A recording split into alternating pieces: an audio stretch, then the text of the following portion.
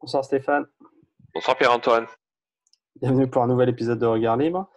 Ce soir, comme de coutume, on va parler de Michel Onfray. C'est un peu toutes les semaines, on y a droit.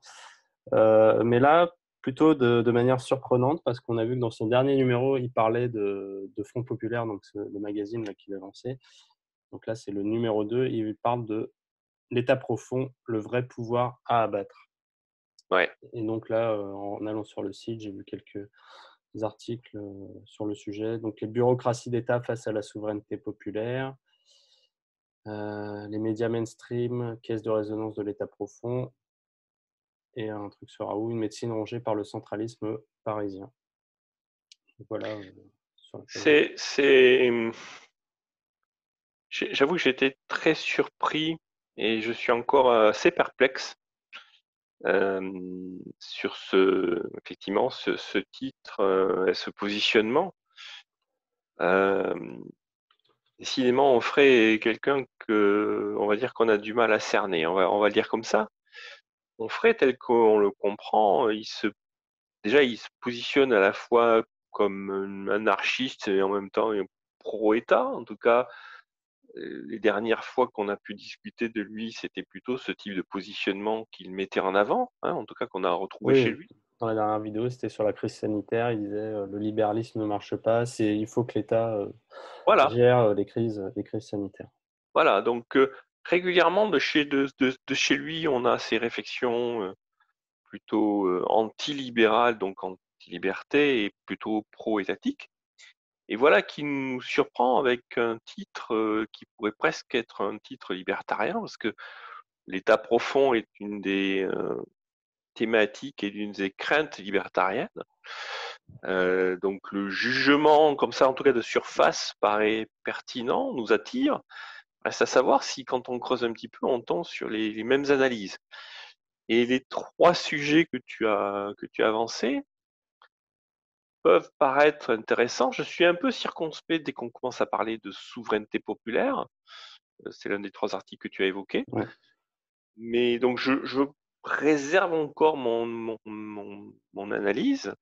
Mais c'est vrai que moi, ça me surprend, mais on va essayer de jouer le bénéfice du doute, hein, que quelqu'un qui soit pro-État, en même temps, cherche à dénoncer l'État profond. Je ne serais pas surpris que, en fait, chez lui, l'État profond soit en fait très proche d'une espèce de capitalisme de connivence. Tu vois, c'est ce que je Ouais. pressens.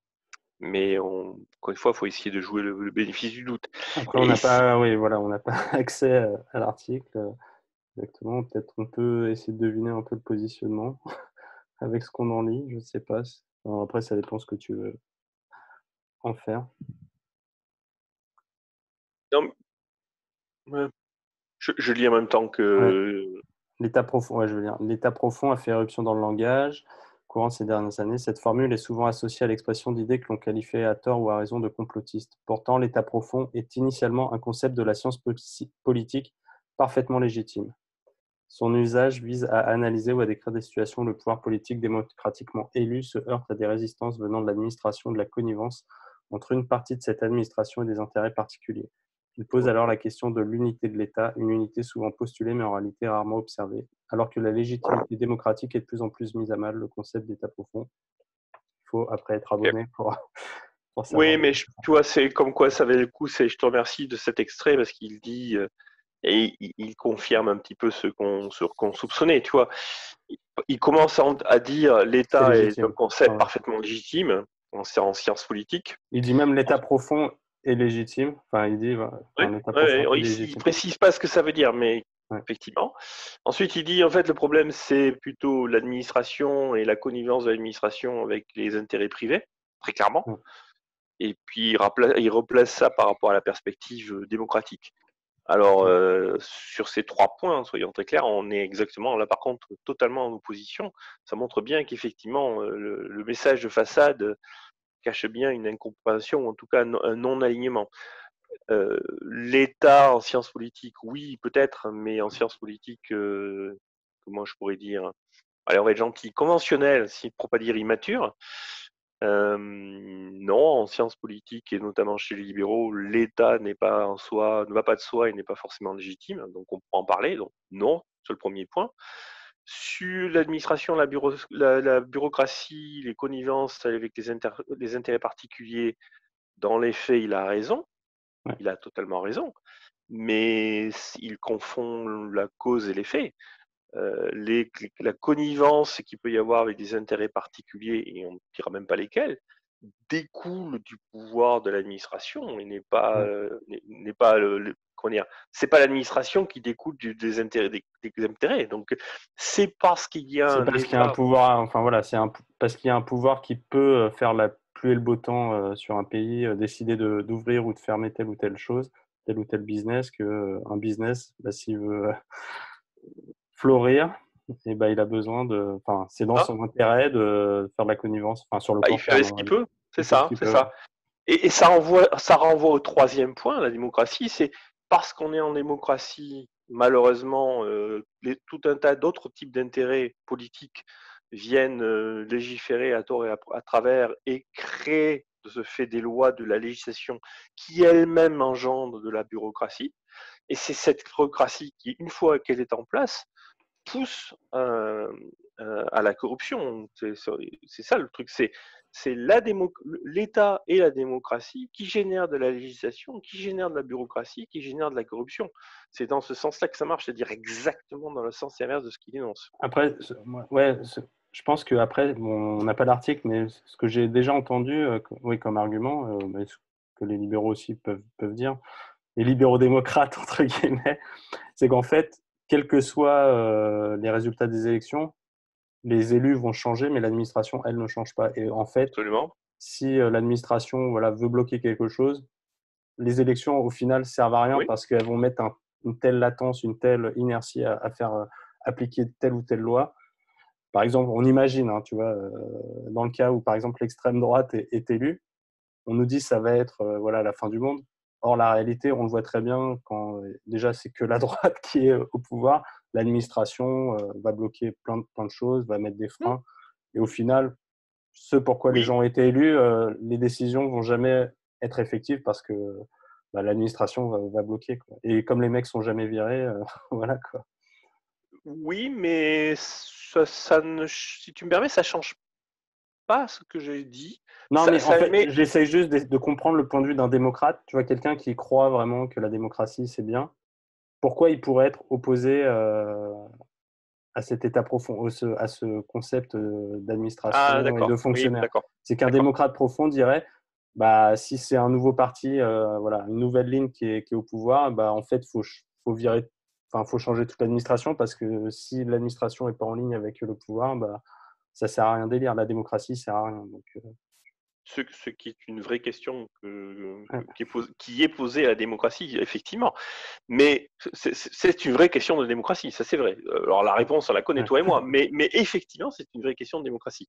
Mais je voulais juste revenir sur le processus, et quelque part, ça mmh, apporte un élément de réponse, je pense, c'est que je ne connais pas d'administration qui ne résulte pas du processus suivant.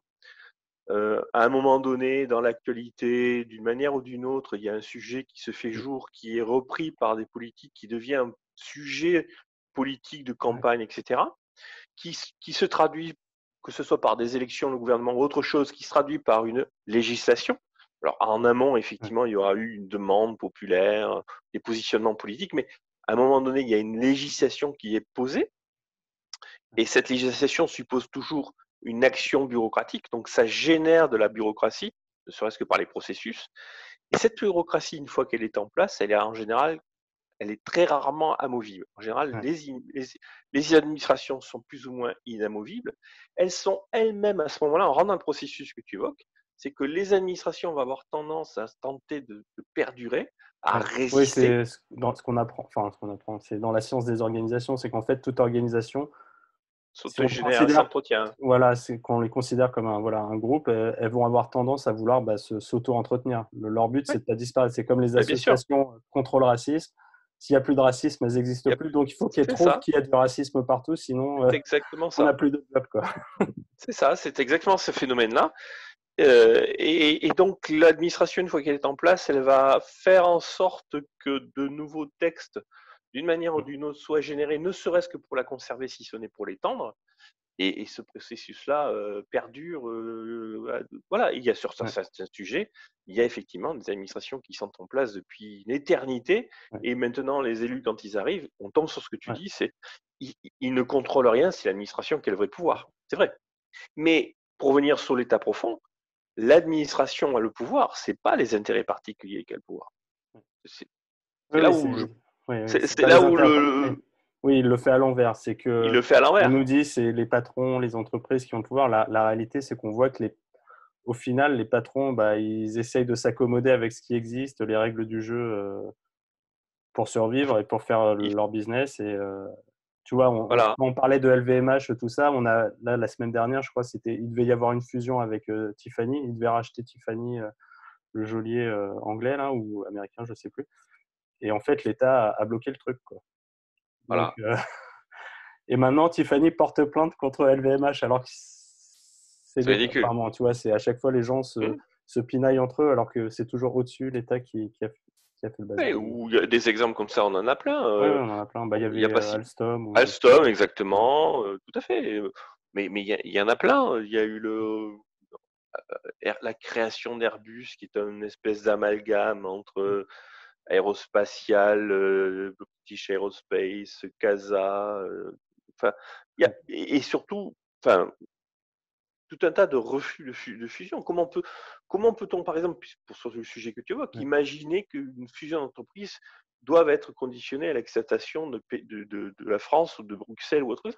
Donc, on voit bien, mais pour conclure sans doute, c'est par rapport à l'extrait de ouais, texte que tu as évoqué, c'est exactement dans l'autre sens que ça se passe. Le problème est la démocratie. La démocratie génère de la législation, malheureusement. Cette législation génère de la bureaucratie. La bureaucratie génère du pouvoir et donc potentiellement de la corruption envers les intérêts privés. Et ça ne fait qu'en s'aggravant perpétuellement. Donc effectivement, il a l'impression que les intérêts politiques, donc les élus, comme tu dis, n'ont plus ouais, aucun pouvoir, mais en fait, c'est la nature même de la démocratie. La démocratie ne donne pas le pouvoir aux élus, elle donne le pouvoir à l'administration. ouais. Ok, très bien. Ouais, merci. Merci Stéphane. Mais je t'en prie.